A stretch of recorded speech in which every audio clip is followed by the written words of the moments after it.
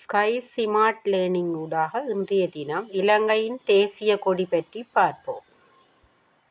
அந்த வகையிலே இலங்கையின் தற்போதைய தேசிய கொடி சிங்கக்கொடி 1950 நடைமுறைக்கு வந்தது. இக்கொடியின் வடிவமைப்பில் முக்கிய பங்காற்றியவர் மற்றும் அதன் வரலாற்று பின்னணியை உருவாக்கியவர் இலங்கையின் முதலாவது பிரதமரான DS சேனநாயக்கா ஆவார்.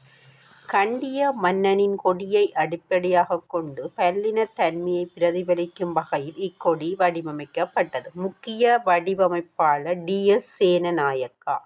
வடிவமைப்பின் அடிப்படை 1815 ஆங்கிலேயர்களால் இறக்கப்பட்ட கண்டி மன்னன் ஸ்ரீ விக்ரமராஜசிங்கனின் சிங்கக்கொடி.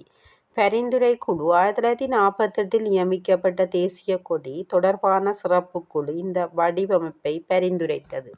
தேசிய கொடியின் முக்கிய அம்சங்கள்: சிங்கம் சிங்கள மக்களை மற்றும் நாட்டின் வலிமையை குறிக்கிறது.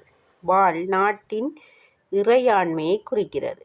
4 அரசமர இலைகள் கருணை, அன்பு, மகிழ்ச்சி, சமத்துவம், பௌத்தத்தின் 4 பண்புகள் ஆகியவற்றை குறிக்கிறது. நிறங்கள் செம்மஞ்சள் தமிழர்கள், பச்சை முஸ்லிம்கள், கரும் சிவப்பு சிங்களவர்கள் மற்றும் மஞ்சள் நிற எல்லை ஏனைய இனக்குழுக்கள் என பல்லினத்தன்மையை குறிக்கிறது. தொடர்ந்தும் இணைந்திருங்கள் ஸ்கை ஸ்மார்ட் லேர்னிங் உடன். வீடியோவை பார்த்து சப்ஸ்கிரைப் பண்ணுங்க, கமெண்ட் பண்ணுங்க, லைக் பண்ணுங்க.